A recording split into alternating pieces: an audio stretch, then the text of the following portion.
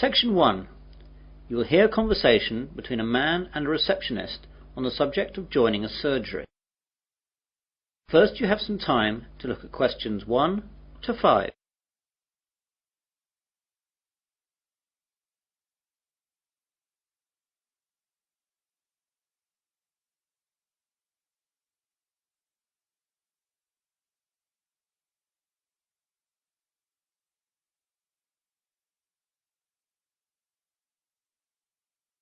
You will see that there is an example. This time only, the conversation relating to this will be played first. Hello, I've just moved to Melbourne for a new job and I've been advised to register with a new doctor for my family and myself. I think that this surgery is the nearest one to where I live. What's the name of the road that you live in, sir? Dawson Road. So, Dawson Road is the correct answer. Now we begin. You should answer the questions as you listen, as the recording is not played twice. Listen carefully to the conversation and answer questions 1 to 5. Hello, I've just moved to Melbourne for a new job and I've been advised to register with a new doctor for my family and myself. I think that this surgery is the nearest one to where I live. What's the name of the road that you live in, sir? Dawson Road. Yes, that's in our area. Would you like to register with us now? Yes, please. Right, I'll just have to take some details. First of all, could you give me your name? It's Mike Jacobs. Jacobs. And your family? My wife's name is Janet and I have one little boy whose name is Rod. Ron? No, Rod. R-O-D. Good, that's fine. And what is your address here in Melbourne? 52 Dawson Road, Highfield, Melbourne. Highfield. Highfield. Good. And I'll need to know your health card number. It's NH871812C. What about my family? Oh, only yours for now. Do you know the name of your old doctor? It was Dr. Graham Mackenzie in Perth. Now, we've got 4 doctors here. There's Dr. Susan Larkins, Dr. Kevin White, Dr. James Nicholson and Dr. Linda Williams. Which one would you like to register with? Oh, I didn't think of that. Well, I think I would like a man as my doctor. I'll go for the last one. Was that one a man? No, that was Dr. Linda. How about Dr. Kevin? Yes, that will be fine. Right, Dr. White it is. Will that be the same for your family? Oh yes, my wife might not want a man as her doctor. Well, we'll leave it as it is for now, and my wife can change if she wants to. Before the conversation continues, you have some time to look at questions 6 to 10.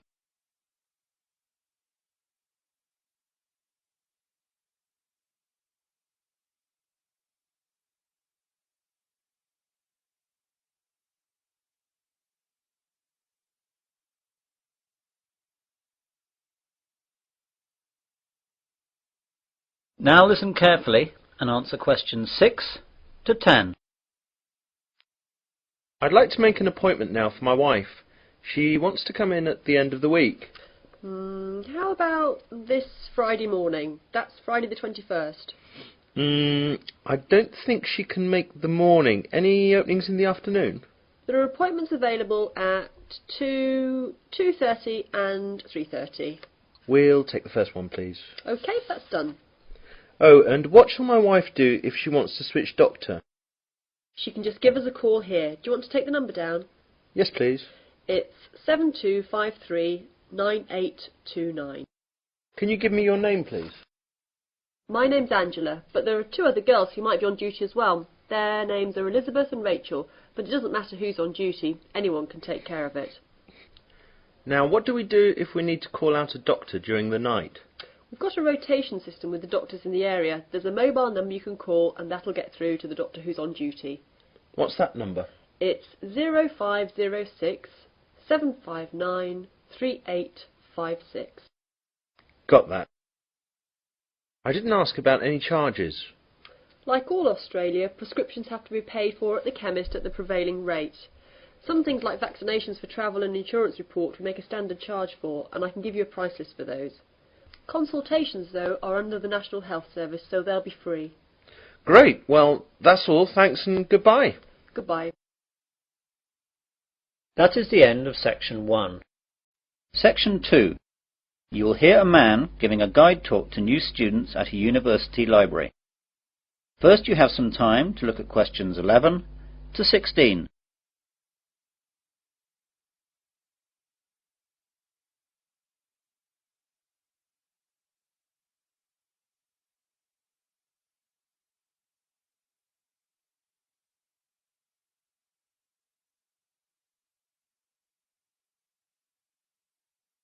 Now listen carefully to the guide talk and answer questions 11 to 16.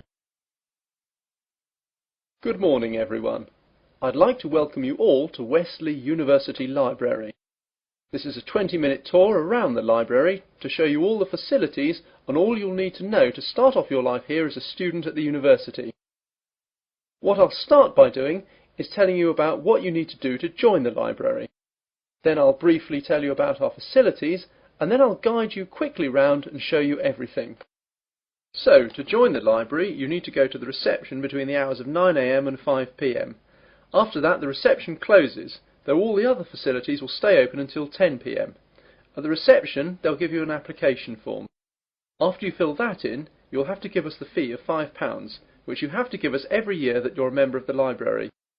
We will also need to see your university card to confirm that you're a student of the university. And finally, we'll need 2 passport photos, one for our records and the other for your library card. You will need to do all this as soon as possible so you'll be able to use the facilities at once. I'm sure your workload will begin to build up soon. Now, let me tell you a bit about the facilities. The library opens daily from 8 AM to 10 PM, though, as I told you earlier, the reception operates only between the hours of 9 AM and 5 PM. Although this is extended to 6:30 PM on Fridays to give students more time to organise their book requirements for the weekend. The reception is closed on Sundays. Undergraduate students are permitted to take out 4 books at any one time, and each book may be borrowed for a period of 2 weeks. Postgraduates may borrow 6 books at a time.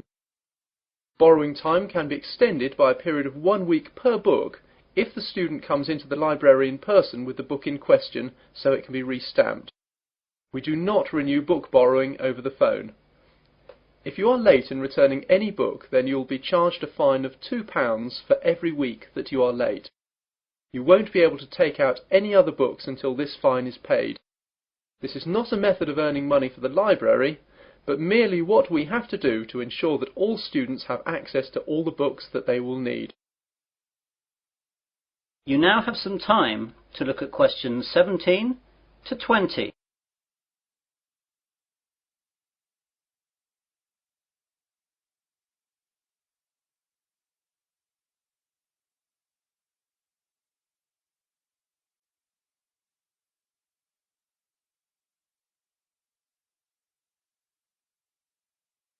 Now listen to the rest of the guide talk and answer questions 17 to 20. OK then, on to the layout of the library. We're on the ground floor of the library at the moment.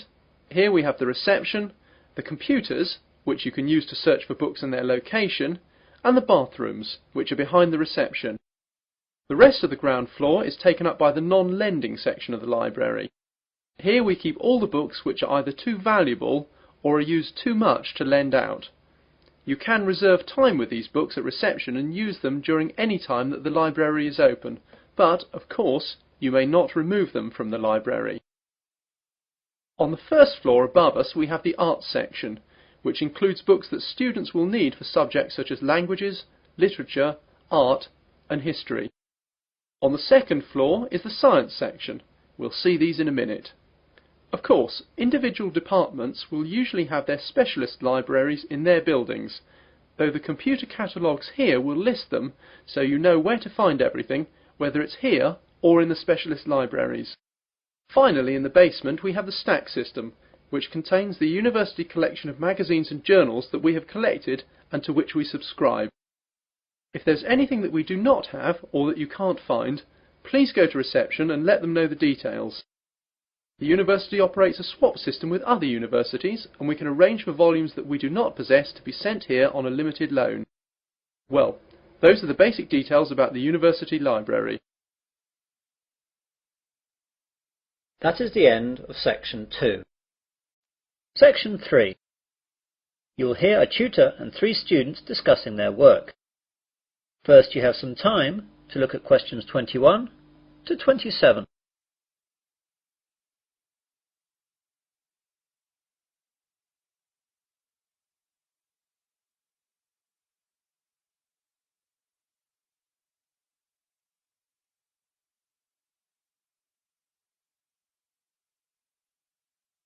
Now listen carefully and answer questions 21 to 27.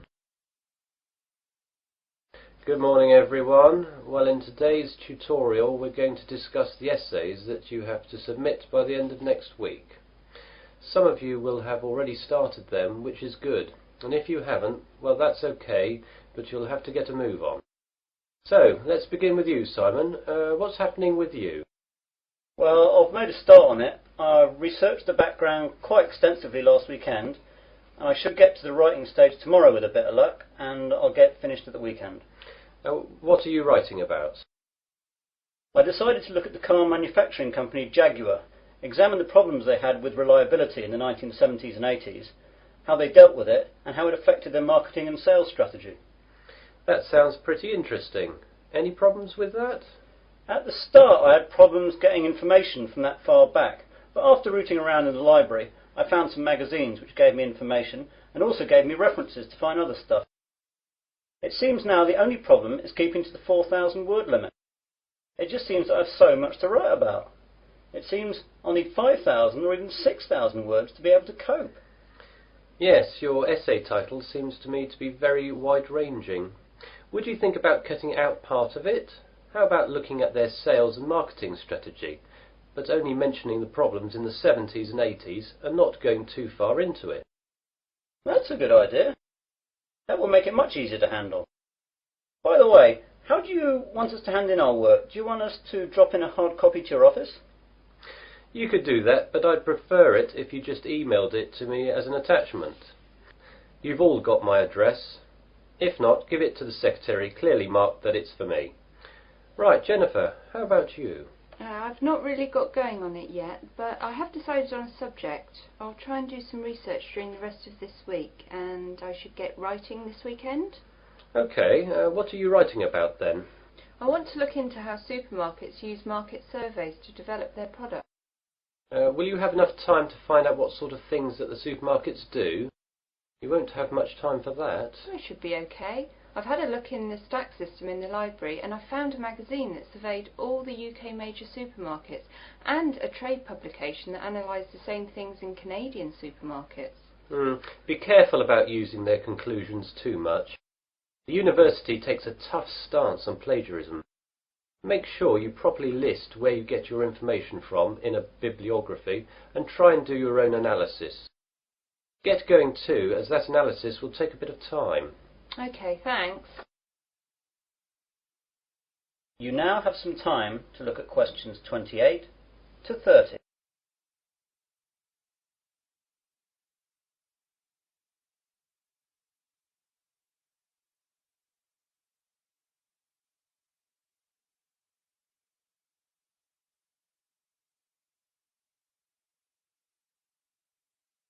Now listen to the rest of the discussion and answer questions 28 to 30. And Melanie, how is your work going? I'm a bit behind, I'm afraid. I was sick all last week and the weekend with flu. I've got a subject, I think, but I've not done any work on it yet. Is there any chance I can get an extension to the submittal date? The policy of the department is not to give any extensions unless there are extenuating circumstances. Do you have a doctor's certificate or anything? I went to the doctor's, but I didn't get a note as I didn't realise I would need it. The doctor will have a record of me, though, as I got a prescription. I'll go back and get one. Yes, do. If you get one, then there shouldn't be a problem getting an extension. Without it, though, you'll be in trouble. What subject are you considering, anyway? I thought I'd do an overview of the UK mortgage interest rates and their effect on housing sales trends over the last 10 years. I thought it might be of interest because of the huge increases of house prices over the last decade. Certainly an interesting subject, and it should be no great problem getting information, as this has been fairly well documented. It's a lot of work again, though, and you'll really need to get cracking on it, even with the extension, if you get one. Well, I've not got much on for the rest of the week, and I've set aside the weekend to really get to grips with it. Good. Now, is there anything else? That is the end of Section 3. Section 4. You will hear part of an Earth Sciences lecture. First you have some time to look at questions 31 to 40.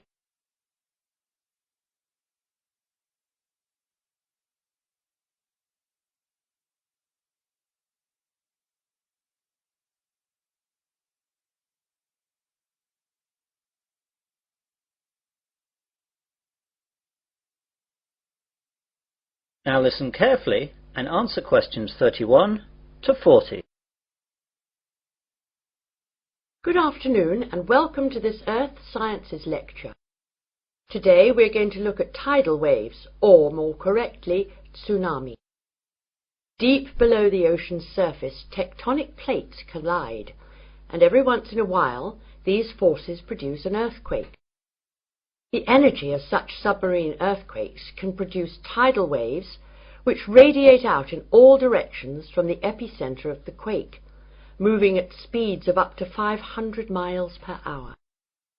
When these waves reach shore, they can cause enormous destruction and loss of life. Tidal waves are actually misnamed. They are not caused by tides. A more accurate word for them is the Japanese name tsunami, which means harbour wave. They are also sometimes called seismic sea waves, since they can be caused by seismic disturbances such as submarine quakes. However, that name is not really accurate either, since tsunami can also be caused by landslides, volcanic eruptions, nuclear explosions, and even impacts of objects from outer space, such as meteorites, asteroids, and comets. Earthquakes, though, are the largest cause of tsunami. Tectonic plates cover the world's surface, and their movement can be detected anywhere in the world. Some areas of the world are more prone to greater movement, and it is in these places that the largest waves can occur. Large vertical movements of the Earth's crust occur at plate boundaries, which are known as faults. The Pacific Ocean's denser oceanic plates are often known to slip under continental plates in a process known as subduction. And subduction earthquakes are the most effective in generating tsunamis. A tsunami can be generated by any disturbance that displaces a large water mass from its equilibrium position. In the case of earthquake-generated tsunamis, the water column is disturbed by the uplift or subsidence of the sea floor. Submarine landslides, which often accompany large earthquakes, as well as collapses of volcanic edifices, can also disturb the overlying water column as sediment and rocks slump down, and are redistributed across the sea floor. Violent submarine volcanic eruptions can create an impulsive force that uplifts the water column and generates a tsunami. Conversely, supermarine landslides and cosmic body impacts disturb the water from above as momentum from falling debris is transferred to the water into which the debris falls. Generally speaking, tsunamis generated from these mechanisms, unlike the devastating Pacific-wide tsunamis caused by earthquakes, dissipate quickly and rarely affect coastlines distant from the source area. Tsunamis are very hard to detect, since they cannot be seen when they are in the deep ocean. The distance between two wave crests can be 500 kilometers, and because of this, the wave height is only a few feet. Because the rate at which a wave loses its energy is inversely related to its wavelength. Tsunamis not only propagate at high speeds, they can also travel great transoceanic distances with limited energy losses. As the tsunami reaches shallow water, however, its speed decreases, but the energy it contains remains about the same. Instead of travelling fast, the wave rises high. The National Oceanic and Atmospheric Administration has set up a seismic detection system to monitor earthquakes and predict the possible arrival of tidal waves for Pacific countries.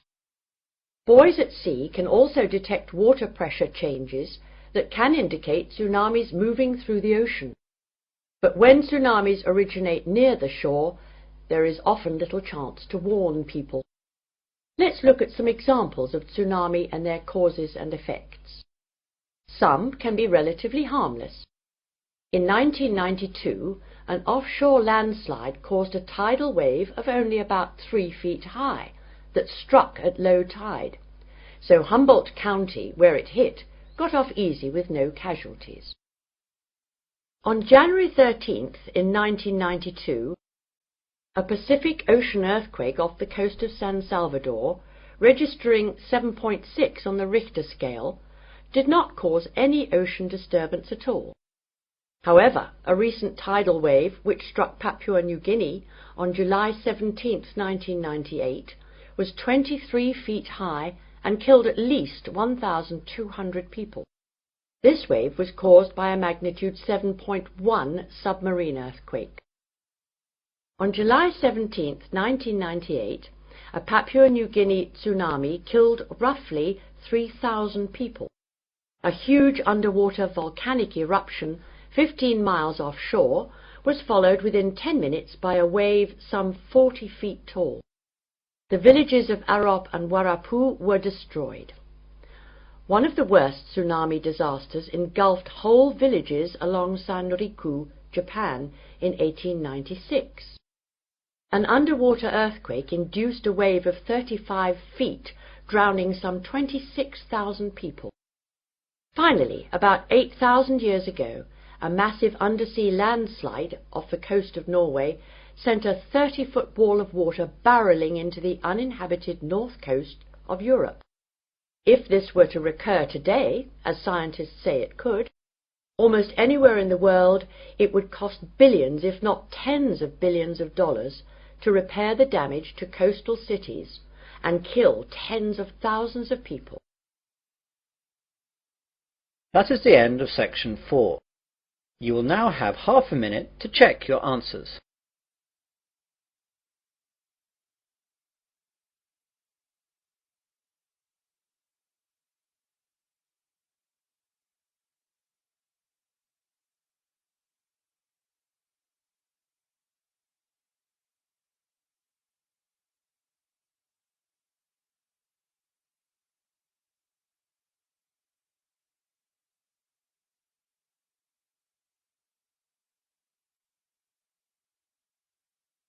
That is the end of listening test